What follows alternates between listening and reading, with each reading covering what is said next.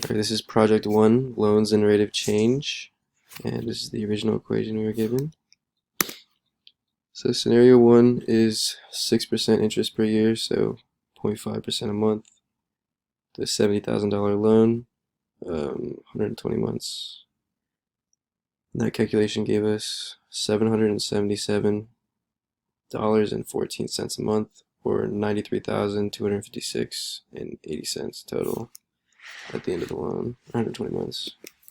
Scenario 2, for 12% a year, 1% a month, it was $30,000 loan for 96 months, and that calculation gave us $487.59 a month, or $46,807 total.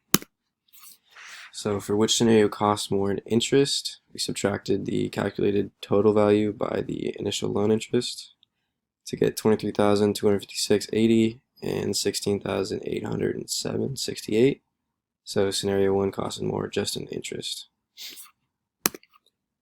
So for the partial derivative p sub r, this is the equation that we got to, and we plugged in the original values for scenario 1 and 2 and got $7.08 and $3.05, which this partial derivative tells us the rate of change of the price per month as the monthly interest rate changes.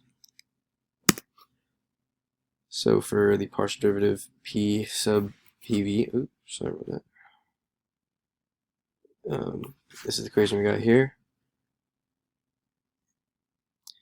and we plugged the numbers in for scenario 1 and 2, got 0.01110 for a money value. These numbers don't matter too much, but that's what it is. Same thing for scenario 2, and this partial derivative tells us the rate of change of the price per month as the loan amount changes. And for the partial derivative p sub n, or the number of months, this is the equation we got for that, and we plugged in the numbers for that. Scenario 1, it was $4.73 and $3.03,